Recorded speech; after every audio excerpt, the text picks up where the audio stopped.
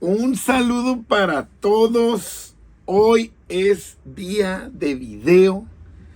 Serie de Primera de Samuel, capítulo 23. Abre tu Biblia porque nos vamos a gozar con la palabra de Dios. Este libro de Samuel que se nos ha hecho un poco largo porque vamos intercalando estos salmos maravillosos. Y hoy tenemos este video que va a ser especial como todos los de la palabra de Dios. No abandones la palabra de Dios.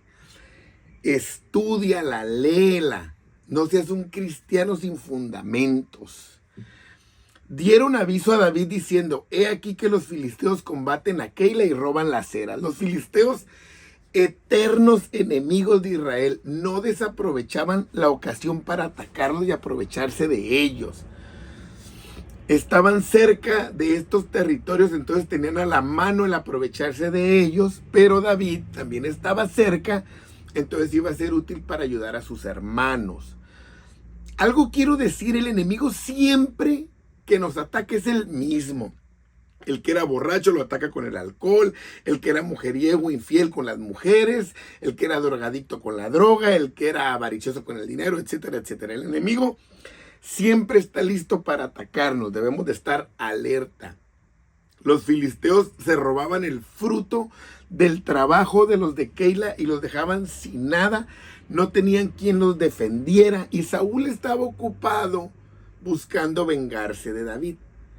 Entonces el rey no estaba ayudando al pueblo porque estaba viendo por sus intereses. Entonces el pueblo estaba desatendido. Eso pasa mucho en el liderazgo. Estamos pensando, miren, de repente hay iglesias muy pequeñas, no crecen en ninguna forma, ni estructural, ni de número, ni espiritualmente, ni intelectualmente. Pero a veces los líderes andan pensando en sus propósitos, tener cargos, ser jefes, etcétera, etcétera, cuando no vemos la realidad del contexto en el que vivimos. Entonces yo pienso que debemos de trabajar en lo que tenemos, sin alucinar cosas. Entonces David consultó a Jehová diciendo: iré a atacar a estos filisteos porque yo no soy el rey, pero están atacando a mi pueblo. Entonces va y consulta qué es lo que debemos de hacer todos, pedirle a Dios. No actuar, sino: Señor, estoy en tus manos. ¿Qué quieres que haga? ¿Apruebas? Voy y los ataco, defiendo a mis hermanos. Y Jehová le dijo a David: ve y ataca a los filisteos y libera a Keila. Entonces aquí David también va tomando una posición ya de líder, de defensor, que también para Saúl es una cosa contraria a todo lo que haga David, pero David ya va sintiendo lo que es luchar por el pueblo de una manera independiente, porque él ya consulta a Dios, ¿no? Es muy diferente, por ejemplo, uno como pastor, cuando uno trabaja en una misión, está sujeto a un pastor, pero cuando ya eres declarado iglesia, ya es tu responsabilidad, o sea, entonces ya es como cuando tú dices: híjole, ya se trata de lo que yo voy a hacer o no voy a proyectar, ¿verdad? Entonces los que estaban con David le dijeron: aquí nosotros, aquí en Judá estamos con miedo, o sea, la gente que él tenía, por todo lo que pasaba alrededor, de que los querían matar. ¿Cuánto más si ahora vamos a Keila a pelear contra los filisteos? O sea, tenemos miedo porque nos persiguen. El peligro cada vez está más cerca. Ahora, no solamente es suficiente que nos persiga Saúl, sino que ahora vamos a meternos a la boca del enemigo cuando Saúl nos está pisando los talones. Entonces, ¿qué hizo David? ¿Qué hacer? Consejo. Cuando nuestra gente tiene miedo, cuando nuestra gente no está segura, cuando tiene duda, porque es importante ver en lo que piensa nuestra gente. No podemos actuar o decidir nomás nosotros porque pensamos que así va a ser, o como dicen algunos pastores: yo soy el jefe y eso. No. Necesitamos atender el llamado de nuestra gente. ¿Qué es lo que nuestra gente necesita o cómo se siente? Porque ellos estaban temerosos. ¿Qué hizo David? Volvió a consultar a Jehová y le dijo: Señor, ¿qué voy a hacer entonces? Y le dice: levántate, ve a Keila, pues yo entregaré en tus manos a los filisteos. Entonces él atiende a la gente. Fue pues David con sus hombres a Keila y los tuvo que ministrar. Les dio la seguridad, les dijo: ya volví a consultar a Dios y me dijo que sí, que él nos va a dar la ciudad, que no hay pretextos, que hay que obedecerle. Ellos tenían que ver la seguridad de la victoria en su líder. David los ministró.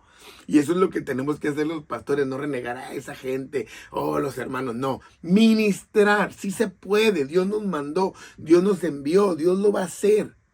La importancia entonces de que los hombres que están cerca de nosotros se envisionen, sean parte de nosotros, no querernos ver como esas personas que hacemos todo o que no necesitamos a la gente. ¿Y qué pasó? Pues causó Dios una gran derrota a esos filisteos que se querían apoderar de Keila. Y aconteció que cuando Abiatar, hijo de Ahimelech, huyó siguiendo a David a Keila, descendió con el efod en su mano. O sea, Dios siempre estuvo ahí. Ellos siempre buscaron que en esas formas externas de honrar a Dios con su presencia estuvieran cerca de ellos, que en este caso el efod le daban la importancia. Y fue dado aviso a Saúl que David había venido a Keila. Entonces para Saúl fue como que, él ya se cree el rey, él ya es el defensor, él ya es el que la gente le está dando un lugar que no tiene. Entonces dijo Saúl, si está ahí, Dios lo ha entregado en mi mano, pues se ha encerrado, entrando en la ciudad con sus puertas cerradas, ¿no? Entonces el enemigo de David estaba listo para matarlo, no le importaba el beneficio que él había hecho con su gente, la de su pueblo. Pero era tan el deseo de matar a David de Saúl, que él hasta le adjudicaba a Dios. Dice aquí, este hombre tan ciego, Dios lo ha entregado en mi mano. Eso no había pasado. Cuidado, porque a veces decíamos algo tanto que se lo adjudicamos a Dios. No, Dios me lo dio porque yo lo anhelé, yo lo pensé fuertemente, yo lo declaré. Cuidado, porque él dijo que Dios lo había puesto en sus manos y Dios no se lo puso en ninguna manos. Entonces convocó Saúl a todo el pueblo a la batalla para descender a Keila y poner sitio a David y a sus hombres. ¿Por qué no ponía sitio a los filisteos? ¿Por qué a David? Porque su venganza estaba por encima del pueblo. Sus propósitos estaban por encima del pueblo. Sus propósitos estaban por encima de la responsabilidad que Dios le dio. Y eso lo debemos de cuidar. Hay que meternos en la cabeza que no están nuestros propósitos por encima de los de Dios, ni mi beneficio. Es primero la obra de Dios. Eso no se nos tiene que olvidar. No es lo que yo quiero, es lo que Dios quiere. Porque cuando yo estoy pensando en lo que yo quiero, descuido lo que Dios quiere. Entonces, David entendió que Saúl iba a hacerle mal contra él. O sea, no lo iba ni a felicitar, ni le iba a decir gracias. Y David volvió a consultar al Señor y le dijo, tu siervo tiene entendido que Saúl trata de venir contra mí, a destruir la ciudad por causa mía. O sea, porque dijo David, piensa que son aliados míos. Entonces, un hombre que no se había tocado el corazón para matar a los sacerdotes, tampoco lo iba a hacer para matar al pueblo, mucho menos. Entonces, es triste ver la ceguera de líderes que buscan su venganza o sus propósitos muy alejados de Dios, hermano. Es triste y es una realidad. O sea, cómo nos desviamos cuando fuimos llamados en esta obra tan maravillosa. Gloria a Dios por Primera de Samuel, porque Dios nos ilustra y nos enseña que es su obra. Nosotros somos hombres que llegamos a ser líderes, pastores, ministros, etcétera, pero sujetos a Dios. O sea, somos esa gente que está pastoreada por el Señor, y eso no se nos debe de olvidar. Entonces, ¿qué hace David? Viene y le dice, ¿me entregarán los vecinos de Keila en sus manos? Descenderá Saúl, como ha oído tu siervo, Jehová Dios de Israel, te ruego que me lo declares. Y Jehová le dijo, sí, viene sobre ti. ¿Me van a entregar los vecinos? Sí te van a entregar. Porque esa gente, aparte de que tenía miedo, pues eran unos malagradecidos que preferían congraciarse con un hombre como Saúl, que era el rey, que con David, que los había ayudado. Entonces resuelve David con sus hombres, que eran como ya 600, ya se habían aumentado y se fueron de Keila antes de que llegara Saúl y anduvieron de un lugar a otro. Aquí hay algo importante, no debes de confrontar algo cuando no lo debes de confrontar.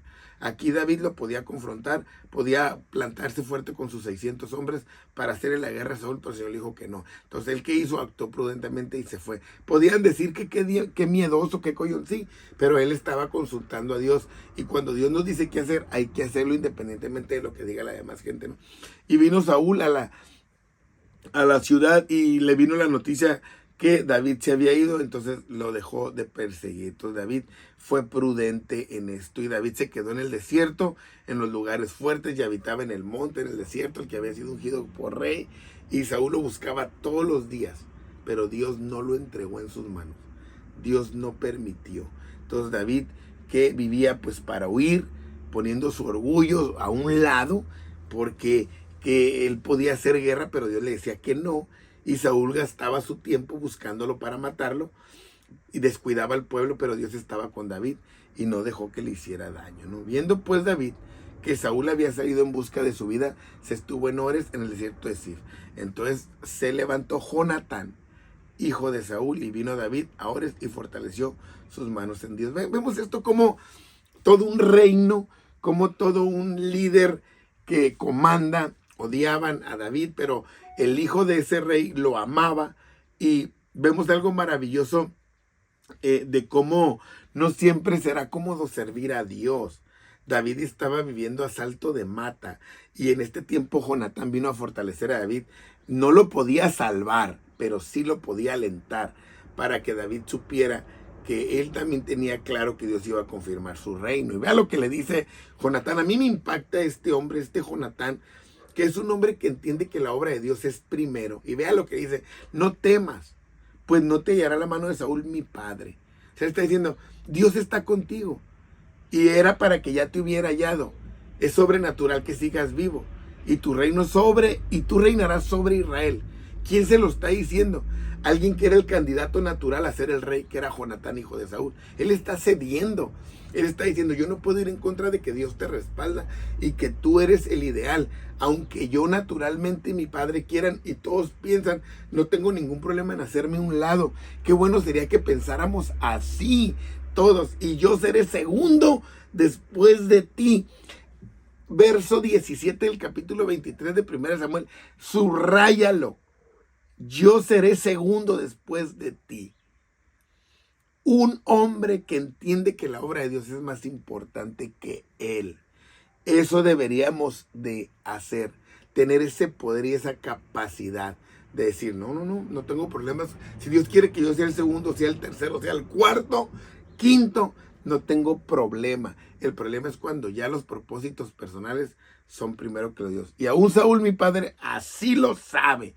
Porque Jonatán había hablado con Saúl y decía, es que este va a ser el rey. Y este estaba empeñado en impedirlo. Y a veces toda la gente mira nuestras promesas, toda la gente mira nuestro alcance, mira nuestra capacidad, mira nuestro poder, y a veces somos nosotros los que no lo vemos, ¿no?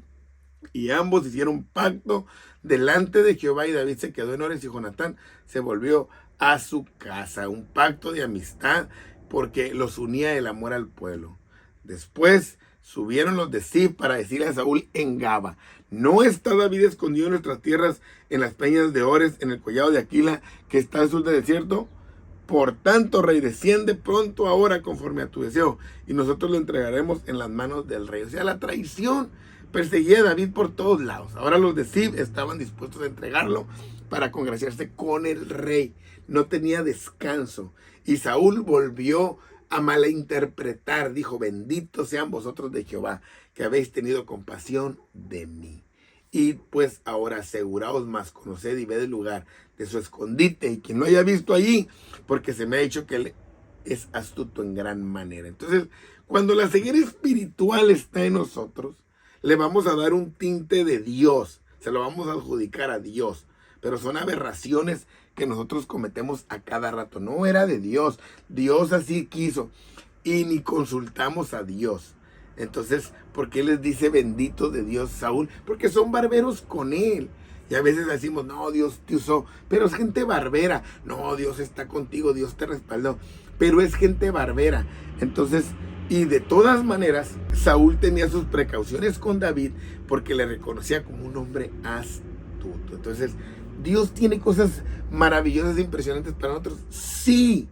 Y yo espero que este video te ayude a reflexionar. No seas el típico barbero que anda ahí, que me den algo, que los hombres me ayuden, que mi líder, que pasó. No, tú trabaja para la obra. Dios que sea el principal motor en tu vida, y Él es el que te dirá si tú eres primero, segundo, tercero, cuarto, quinto lugar. Es Dios. no somos nosotros, no hay que usurpar funciones. Observad pues e informaos de todos los escondrijos donde se oculta, y volved a mí con información segura, y yo iré con vosotros. Y si él estuviera en la tierra, yo le buscaré entre todos los millares de Judá. Y ellos se levantaron y se fueron así delante de Saúl. Es decir, los de Gib fueron para entregar a esa presa, ese regalo, ese obsequio, ese trofeo, ese galardón que quería Saúl. Pero David y su gente estaban en el desierto de Maón, en el Araba, al sur del desierto, y se fue Saúl con su gente a buscarlo, pero fue dado aviso a David y descendió a la peña y se quedó en el desierto de Maón. Cuando Saúl oyó esto, siguió a David. Es decir, le pisaba los talones al futuro rey y lo seguía por donde quiera que fuera, que se metiera. No reparaba en gastos, no reparaba en nada. Y iba Saúl por un lado del monte y David iba por el otro lado del monte. Fíjense. Y se daba prisa a David para escapar de Saúl. Mas Saúl y sus hombres habían encerrado a David y su gente para capturarlos. Es decir, ya los tenía apresado. No, ya el territorio, ya la geografía le había favorecido a Saúl para apresarlo y matarlo y hacer con él lo que él quisiera. Pero Dios hizo un poderosísimo milagro, como los hemos visto en la historia del pueblo de Israel, en las guerras, en los ataques que ha habido contra ellos, en los atentados. Como siempre ha habido cosas milagrosas que los han ayudado. Entonces vino un mensajero a Saúl diciendo: ven luego, porque los filisteos han hecho una irrupción en el país. Vente, porque tú por andar matando a David te vas a quedar sin pueblo, te vas a quedar sin reino. Mejor vente ya. Los filisteos Dios los había movido para ir y aprovechar la desatención del rey, y se levantaron contra Israel, y Saúl debía estar rápido en ese lugar. Entonces quiero decir aquí algo. Cuando le dice ven luego, porque los filisteos están acá. A veces los hermanos, por ejemplo los criticones, están tan enfocados en criticar, en levantar falsos, en hablar calumnias, que descuidan aconsejar a sus hijos, descuidan guiar a su casa, pastorear a su familia, y están tan enfocados en criticar, en hacer todo ese tipo de cosas, que luego viene el enemigo y les roba a sus hijos, les roba a sus hijas. Al rato no les sirven a Dios, al rato sus maridos, por estar enfocados en sus venganzas, en sus enemigos. Cuidado, porque el tiempo que tú le dedicas al odio, a la ira, el tiempo que tú le dedicas a la venganza, al chisme, a la crítica, a la avaricia, es el tiempo que le restas para bendecir a tu familia. En lugar de criticar, aconseja. En lugar de hablar mentiras, enséñales la verdad a tus hijos. En lugar de perder el tiempo haciendo chismes, mejor instrúyelos en el camino para que no se aparten de él. Volvió, por tanto, Saúl de perseguir a David y partió contra los filisteos. Por esta causa pusieron aquel lugar por nombre Selá Amalecot. Entonces David subió de ahí y habitó en los lugares fuertes en En-Gadi. Así libró Dios a David una vez más. Cierro este video diciéndote: el tiempo que lo dedicas a cosas negativas, a cosas que no dan fruto, a cosas que no ayudan, es el tiempo que le quitas a tu familia. Eso le pasó a Saúl. Todo el tiempo y las fuerzas y la sabiduría o la inteligencia, el poder que usó para David, fue el tiempo que le restó a su pueblo. Por eso Israel estaba en una posición mediocre. No vaya a ser tu posición que mientras tú andas haciendo y deshaciendo acá, tu familia se esté cayendo, tu familia esté olvidándose de Dios. Dios te bendiga. Pon atención.